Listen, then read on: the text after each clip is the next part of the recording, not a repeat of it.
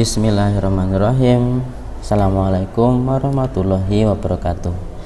Mari anak-anakku semuanya, kita akan belajar kembali pembahasan soal tryout ASPD. Kali ini saya akan bahas yang dari Gunung Kidul ya. Yang 10 soal pertama terlebih dahulu. Nomor 1. Perhatikan gambar pengukuran berikut ini.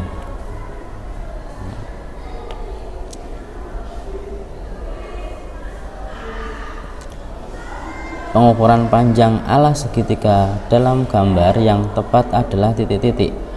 Nah, karena di sini ujung depan itu ada di 6,5 cm dan di ujung belakang dilihat di sini ada 9, ini 3 lebih sedikit 3,5 ya, 35. Nah, maka hasil pengukurannya adalah yang terbaca di belakang dikurangi yang di depan.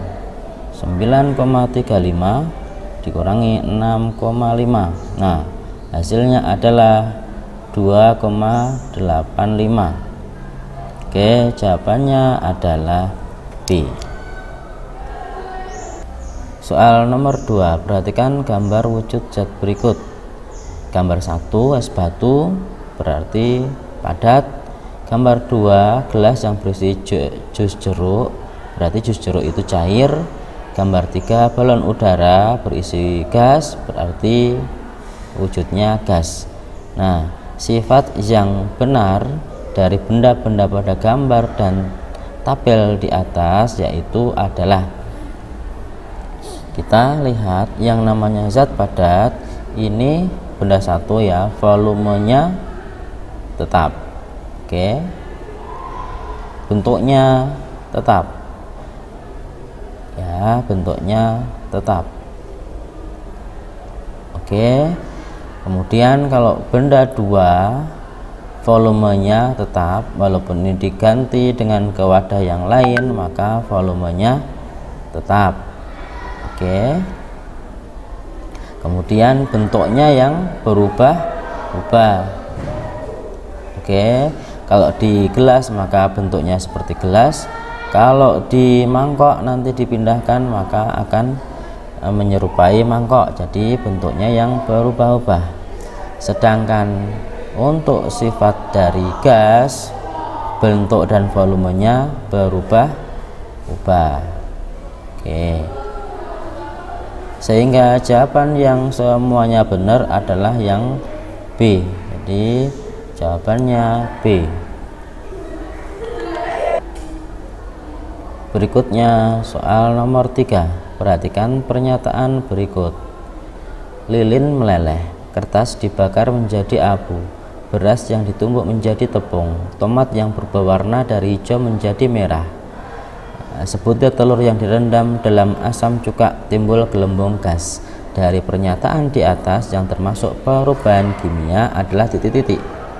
Nah, perubahan kimia adalah perubahan yang menghasilkan zat baru. Jadi ini terbentuk zat baru.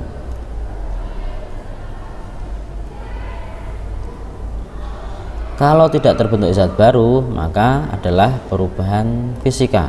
Nah, kemudian ciri perubahan kimia biasanya ini akan terbentuk gas, ada yang terbentuk endapan, kemudian ada yang mengalami perubahan suhu, ada yang mengalami perubahan warna, kemudian macam-macamnya. Misalnya yang termasuk perubahan kimia itu ada peristiwa pembakaran atau oksidasi. Tuh, kemudian ada peristiwa korosi atau perkaratan, kemudian ada fermentasi, kemudian ada pematangan buah gitu ya, dan sebagainya. Nah, jadi kita cek ini nomor 1, lilin yang meleleh. Lilin meleleh itu tidak terbentuk zat baru, jadi salah ya, karena hanya berubah wujudnya saja. Nah, nanti akan bisa kembali ke wujud semula, jadi padat lagi. Kemudian yang kedua, kertas dibakar menjadi abu. Ini terbentuk zat baru, yaitu abu yang berbeda sifatnya dengan kertas semula. Jadi yang nomor 2 benar, termasuk pembakaran. Yang ketiga, beras yang ditumbuk menjadi tepung, tidak terbentuk zat baru karena hanya berubah ukuran atau berubah bentuknya saja. Yang keempat, tomat yang berubah warna dari hijau menjadi merah, ini pematangan buah, ada zat baru yang dihasilkan, betul. Kemudian nomor 5, telur direndam dalam cuka nanti akan bereaksi sehingga timbul gas, ini terbentuknya gas, termasuk ciri dari perubahan kimia, betul. Jadi yang betul adalah 2, 4, dan 5. Jawabannya D. Soal nomor 4. Perhatikan grafik pemanasan 200 gram es berikut. Nih, mula-mula es suhu negatif 10 derajat Celcius diberi kalor sampai 0 derajat Celcius, suhunya naik. Kemudian setelah mencapai titik leburnya, maka esnya melebur seluruhnya sampai di C. Nah, pertanyaannya adalah, berdasarkan grafik di atas, kalor yang diperlukan pada proses A, B, C adalah titik-titik. Q, A, B, C, A sampai C itu adalah penjumlahan dari Q, A, B ditambah Q, B, C. Nah, yang namanya A ke B suhunya naik, maka rumusnya adalah Mc delta T. Masanya kali kalor jenisnya, kalau jenis es di sini es karena wujudnya masih berwujud es, ditambah QBC. Q ke BC ini perubahan wujud dari es menjadi air, maka massa kali kalor lebur, M kali L. Sekarang dari soal diketahui massanya 200 gram massa, kemudian kalor jenis es, ini C nya es, dan delta T nya ini dari negatif 10 ke 0 itu naik 10 derajat Celcius, maka di sini bisa kita tulis QAB massa 200 gram dikali kalor jenisnya es 0,5 dikali perubahan suhunya 10 ditambah sekarang yang B ke C, ini adalah massa dikali kalor leburnya. Kalor leburnya L nya 80, jadi 200 kali 80, hasilnya sama dengan 200 kali 0,5 itu 100 dikali 10 1000 kalori ditambah 200 kali 80 16.000 kalori. Nah, sehingga kalau dijumlah hasilnya 17.000 kalori. Ini soal nomor 4, jawabannya adalah A. Selanjutnya nomor 5. Nomor 5, 4 balok massanya sama. Ini massanya sama. Masing-masing dikenai 3 gaya yang berbeda seperti gambar berikut ini. Nah, gambar 1, 2, 3, 4. Balok yang mendapat percepatan terkecil dan terbesar secara berurutan adalah nomor titik-titik. Ingat hukum kedua Newton tentang percepatan, bahwa percepatan itu sama dengan gaya dibagi dengan masanya. Nah, karena masanya sama, tidak perlu dilihat di sini ya, sehingga percepatan dengan gaya ini berbanding lurus. Artinya untuk mendapatkan percepatan yang besar, maka dicari gayanya yang besar. Untuk mendapatkan percepatan yang kecil, dicari yang gayanya kecil. Nah, sekarang kita akan cari resultan gaya dari masing-masing gaya yang bekerja pada benda itu. Yang gambar 1, resultan gayanya sama dengan, caranya adalah gaya yang arahnya ke kanan dijumlahkan 24 ditambah 15, lalu dikurangi dengan yang arahnya ke kiri yaitu 20. Hasilnya sama dengan ini 39 kurangi 20, 19 Newton. Itu gambar 1. Gambar 2, yang ke kanan ada 15 dan 32, dikurangi yang ke kiri ada 40. Kalau dihitung maka hasilnya sama dengan ini 47 dikurangi 40, hasilnya 7 Newton. Kemudian yang gambar ketiga, yang ke kanan 17 dan 18, yang ke kiri 30. Kalau dihitung maka hasilnya sama dengan 5 Newton. Kemudian yang gambar terakhir, gayanya yang ke kanan 32 dan 28 dikurangi yang ke kiri 25, hasilnya sama dengan 35 Newton. Sehingga percepatan terkecil dialami oleh yang gayanya terkecil, yaitu gambar 3. Sedangkan yang terbesar ini gambar 4. Maka jawabannya 3 dan 4.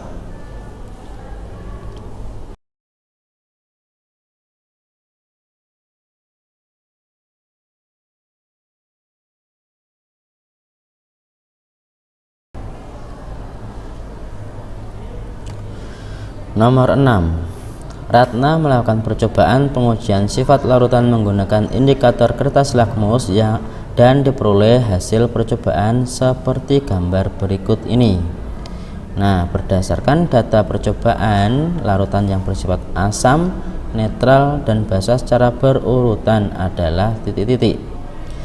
Asam cirinya mengubah lakmus biru menjadi merah, sedangkan yang lakmus merah tetap merah. Jadi di dalam larutan ini warnanya merah. Kalau netral tidak berubah warna. Kalau basa mengubah lakmus merah jadi biru. Jadi di dalam larutan itu menjadi biru. Jadi dilihat di sini yang asam itu yang merah. Di dalam larutan warnanya merah nih, merah ya kan. Di gambar 4. Kemudian yang netral yang tidak berubah warna masih sama, atas bawahnya sama nih. Ada 2 dan 3. Ini 4, yang ini 2 sama 3, berarti yang biru 1. Maka diurutkan 4, 3, 1, yang betul D.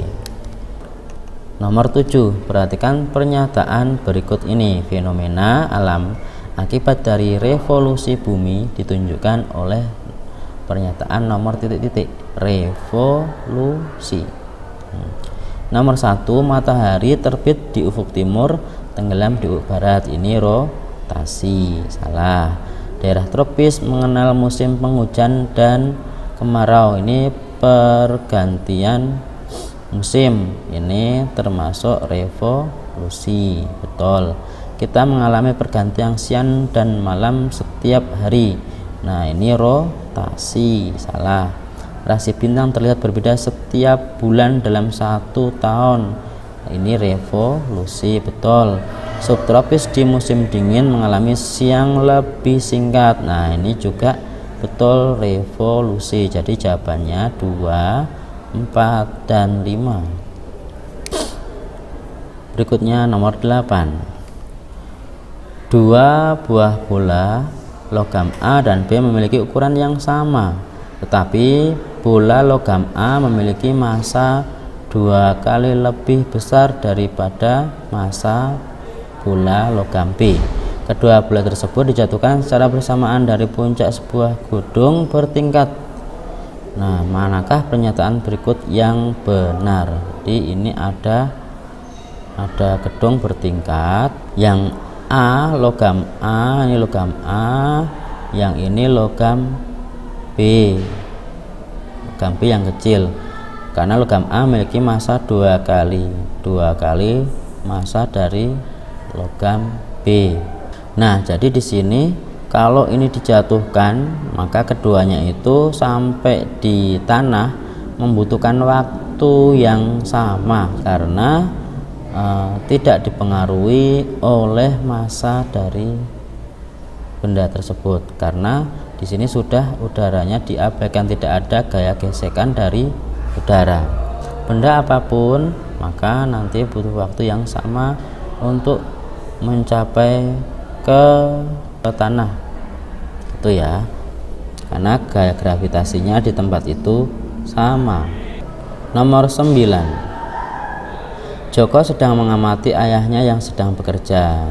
Nah, di sini karena ayah Joko itu tukang kayu, maka membutuhkan alat-alat ini.